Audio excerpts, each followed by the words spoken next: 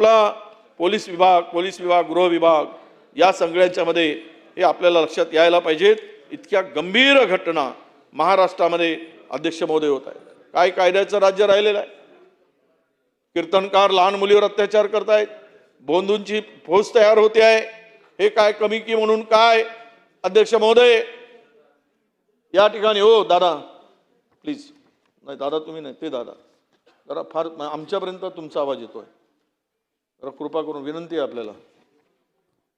अध्यक्ष महोदय हे कमी म्हणून की काय. आता सातारा झडपीमध्ये तर गँगवरच झाला यशवंतराव चव्हाणांच्या भूमीमध्ये.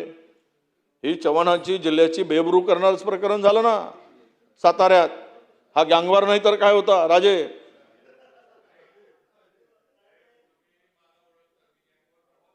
मी तुम्हाला नाही म्हटलं, मी तुमच्यावर आरोप करूच शकत नाही.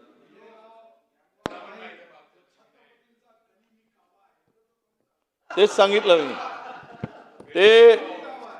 ते गपचूप मध्ये असे म्हणाले, जसं आमच्या जितेंद्र आव्हाडांना हे कळलं ना चिडवलं, कैसे हराया असं म्हणाले ते. हा कैसे हराया असं म्हटले ते. अध्यक्ष महोदय या जिल्ह्याची यशवंतराव हे आणतो ना, यशवंतराव चव्हाणांच्या जिल्ह्याची बेबरू करणार आणि एवढा पोलीस प्रशासन घाणेरड्यासारखा वापर होतो.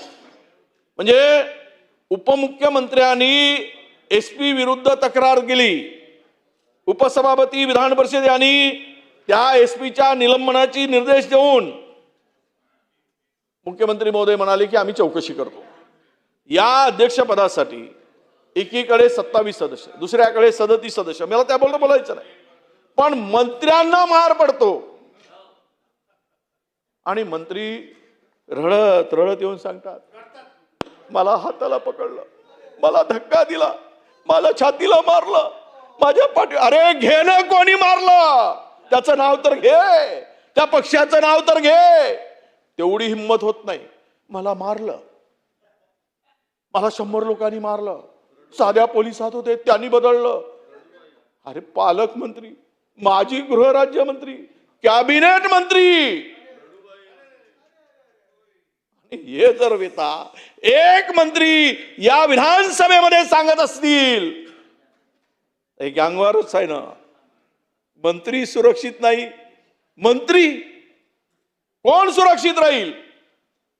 पुढच्या निवडणुका अगदी फेअर होतील का, स्वच्छ कारभारात होतील का. जिंकण्यासाठी मंत्र्याला सुद्धा बदलून काढू, ठोकून मारू. आणि काय तर ते पद कोणतं चिल्लर. जिल्हा परिषदच्या अध्यक्षाखाली एका मंत्र्याला मार खावं लागतं. यात 2 एकाला धक्काबुक्की होते. खासदार खाली कोसळले, तिथे पडले, त्याचा पण फोटो आला.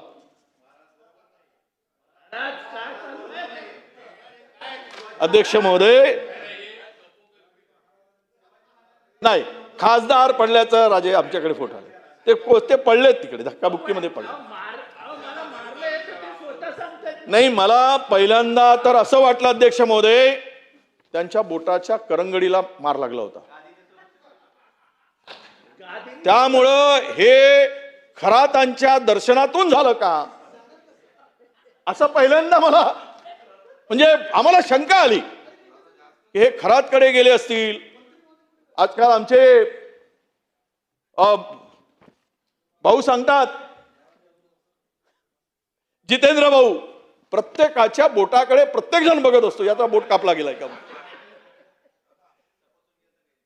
खरं सांगतो तुम्हाला, चुकूनही दरवाजात बोट घातला गेला असेल तरी तो खराताचाच बोट आहे, खरातालाच बोट लावून आले आहेत, असा संशय महाराष्ट्रामध्ये निर्माण झालाय. आणि काय भोंदू, महाराष्ट्र काय आता भोंदूंचा व्हायला लागला काय, अशी परिस्थिती महाराष्ट्रात निर्माण झाली. आणि हे 2 मंत्री त्यांच्या देखत उचलून 2 सदस्यांना घेऊन गेले. कारण बापानी तक्रार केली पोरगा गायब आहे, आणि पोरगा मंत्र्यांच्या बरोबर त्या सभागृहामध्ये जाताना दिसतोय. काय कुठे नेऊन ठेवलाय, वाह, कुठे नेऊन ठेवलाय महाराष्ट्र माझा. हाच माझा महाराष्ट्र छत्रपतींचा कुठे नेऊन ठेवला अशी मनाची पाळी आहे अध्यक्ष महोदय. मंत्रालयाच्या 4थ्या मजल्यावर आणण्यासाठी या दोघांनी अक्षरशः जीव पणाला लावला हो. पण फार ताकदवर ते लकडी पैलवान ते सभागृहात तर प्रत्येक गोष्टीमध्ये उभे राहून डिफेन्स करतात विरोधकांवर, पण तिथे मात्र ते कमी पडले.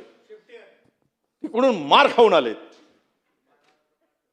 त्यांचं नाव आता मारखाये मंत्री असं म्हणावं लागेल भविष्यात अध्यक्ष महोदय. स्वाभिमान असता, अभिमान असता ते स्वतःला राजे म्हणून घेतात. आहेत की नाही मला माहित नाही, कारण ते काय डुप्लिकेट ओरिजिनल मला माहित नाही, पण राजे म्हणून घेतात. शंभू राजे, मार खाये राजे, झोडपून खालेले राजे ते. अरे थोडा तरी अभिमान असेल, महाराष्ट्राच्या मातीचा स्वाभिमान असेल.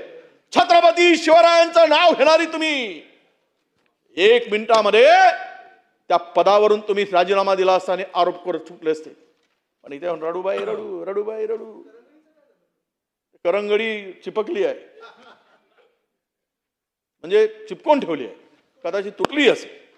पण मला कळत नाही, जो SP पोलीस अधीक्षक त्या ठिकाणी जरांगे पाटलाच्या ठिकाणी घुसून मारलंय त्यांनी अंतरवाली सरळ, तोच SP इकडे मंत्र्यांना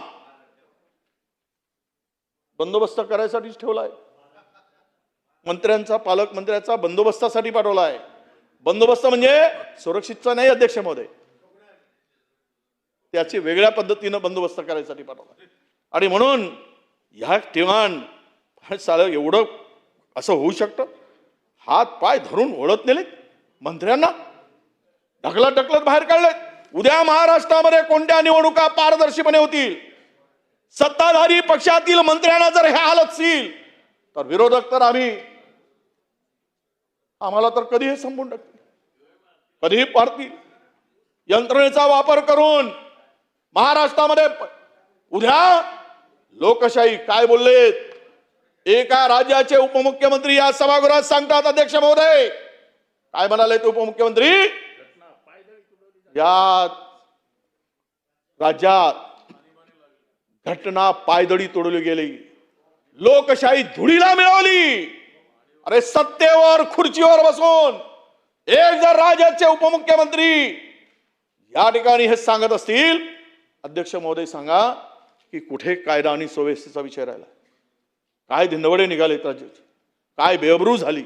एक तर खरात भोंदूमुळे झाली, दुसरे मारखाय मंत्र्यामुळे झाली. दोघांमुळे महाराष्ट्राची मान शर्मेनं खाली गेली. लाज वाटते.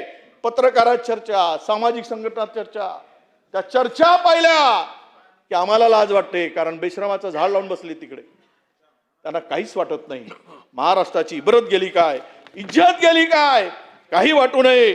म्हणून जर कॅबिनेट मंत्र्याच्या कॉलरला हात लागत असेल तर महाराष्ट्रातील सामान्य माणूस सुरक्षित आहे का, सामान्य माणसाचं संरक्षण होईल का, सामान्य गरीब माणसाला न्याय मिळेल का, हा खरा प्रश्न महाराष्ट्रामध्ये येतोय. त्याच्यामुळे याचं उत्तर आम्हाला सरकारकडून मिळालं पाहिजे. अध्यक्ष काय या विभागामध्ये आपण सांगितलं, काही मंत्री बोलताना सदस्यांनी सांगितलं, अध्यक्ष महोदय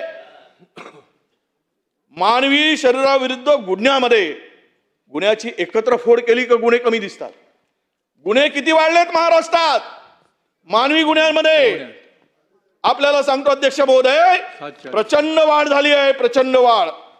बघा 2024 मध्ये 87,644 म्हणजे मानवी शरीराविरुद्ध गुन्ह्यामध्ये, 2024 मध्ये 87,644, 2025 मध्ये 1,08,000 म्हणजे 20,000 वाढ झाली.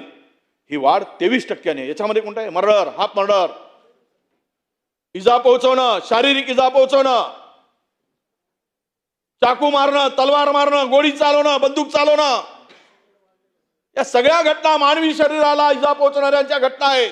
तुम्ही एकत्र केले की काही प्रकार लपवून ठेवलाय, पण खरी वस्तुस्थिती आहे की यामध्ये 23%, 23.25% वाढ झाली आहे. तुम्ही विभागवार काढा. नाशिक विभागामध्ये अध्यक्ष महोदय, नाशिक विभागामध्ये 30.25%, हे आकडे मी नाही, हे आकडे सरकारी आकडे घेतले आहेत. सरकारी 30.25% नाशिक विभागामध्ये वाढ आहे. कोल्हापूर विभागामध्ये 17.99% क्राईम वाढलेला आहे. छत्रपती संभाजीनगरमध्ये 21.18%, अमरावती विभागामध्ये 15.52%, ठाण्यामध्ये 16.16% आणि गडचिरोली सारख्या विभागामध्ये 14.39% ही वाढ गुन्ह्याची या ठिकाणी झाली. अध्यक्ष महोदय, जिल्हा स्तरावर निरीक्षण केलं, अहिल्यानगरमध्ये एका जिल्ह्याची सर्वात वाढ 51%, या जिल्ह्यामध्ये गुन्ह्यांची वाढ झाली. म्हणजे हे जर फार मोठी वाढ आहे.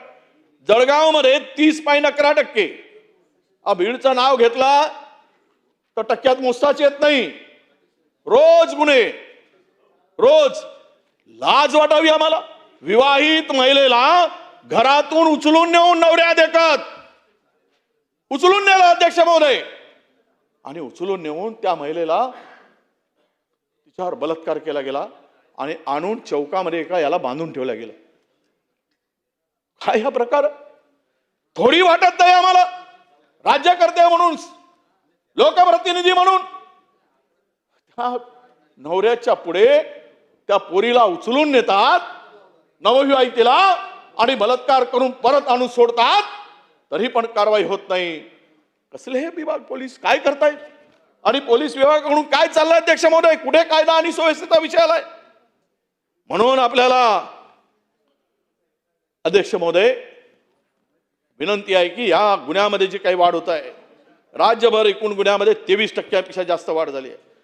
मुंबई, ठाणे, पुणे यासारख्या नगरामध्ये प्रचंड वाढ झाली आहे. नाशिक रेंजमध्ये अहिल्यानगर जिल्ह्यामध्ये सर्वाधिक चिंताजनक वाढ आहे. ग्रामीण आणि शहरी दोन्ही भागात हा प्रचंड वाढीचा ट्रेंड आहे, गुन्ह्याचा वाढीचा ट्रेंड आहे. अध्यक्ष महोदय, हे दर्शवते की लॉ अँड ऑर्डरचा काय प्रकार आहे हे आपल्या लक्षात येईल. अध्यक्ष महोदय, अध्यक्ष महोदय, मी पाहिलंय, आता आम्ही रिपोर्ट काढलाय की ह्युमन बॉडीच्या संदर्भात म्हणजे जे काही गुन्हे आहेत त्या संदर्भात मी त्या ठिकाणी माहिती दिली. अध्यक्ष महोदय, मुंबई शहर 40.42% वाढलाय, क्राईम वाढलाय. मुंबई शहरामध्ये 7,700, हे केवळ ह्युमन बॉडीसाठी त्या संदर्भातली गुन्ह्याची माहिती देतो. अध्यक्ष महोदय, ठाणे शहर 56.40%, पुणे शहर 33.49%, मुंबई शहर 22%, नाशिक शहर 35.17%, संभाजीनगर शहर 30.46%. हे मोठ्या शहराची आकडेवारी सांगतो. हे माझे आकडे नाहीत, हे कल्पोकल्पित नाहीत, हे आकडे मी ऑफिशियल घेतलेले आहेत, अधिकृत साईटवरून घेतलेले आकडे आहेत. आपल्याला संपूर्ण गुन्ह्याचं सांगू नका, आम्हाला छोट्या मोठ्या गुन्ह्याची नोंद होत नाही, त्यामुळे क्राईम कमी झाला हे सांगू नका. पण ह्युमन बॉडीच्या संदर्भात जे गुन्हे आहेत ते प्रचंड या ठिकाणी वाढल्याचे अध्यक्ष महोदय आपल्याला दिसत आहे. म्हणून आपल्याला काय कुठली व्यवस्था निर्माण केली गेली अध्यक्ष महोदय? जेलमधील वैद्यकीय सुविधा चालू वर्षामध्ये जेलच्या वैद्यकीय सुरक्षा वर्षामध्ये 2.80 कोटी रुपयाची तरतूद केली. एकही रुपया त्यावर खर्च झाला नाही. राज्यामधील ई प्रिझन प्रकल्पासाठी म्हणजे 100% संगणकीकरण करण्यासाठी केंद्र पुरस्कृत योजनेसाठी 1 रुपया सुद्धा खर्च झाला नाही. अध्यक्ष महोदय, अध्यक्ष महोदय, होमगार्डच्या आधुनिकीकरणासाठी केंद्रीय योजनेतील केंद्र सरकारची 60% निधी पैकी 1 रुपया केंद्र सरकारने दिला नाही. जेल इमारतीच्या उभारणीसाठी महाराष्ट्र राज्य पोलीस कल्याण महामंडळातर्फे 18 कोटी रुपये दिले होते, त्यापैकी 1 रुपया खर्च झाला नाही. पोलीस गृहनिर्माण कल्याण मंडळाच्या अनुदानात 781 कोटी रुपयाचा निवेदन मंजूर होता, फक्त 391 कोटी रुपये मंजूर झाले. गृह विभागातर्फे नक्षल क्षेत्रासाठी 1 रुपयाची तरतूद नाही आणि खर्चही नाही. अध्यक्ष महोदय, राज्यभरात गृह विभागाने CCTV सर्व्हिलन्स सिस्टीमसाठी 315 कोटी रुपये खर्च केले आहेत. त्यापैकी नेमकं काय अवस्था आहे तर गुन्हेगार सापडत नाही, ते सुरू आहेत की नाही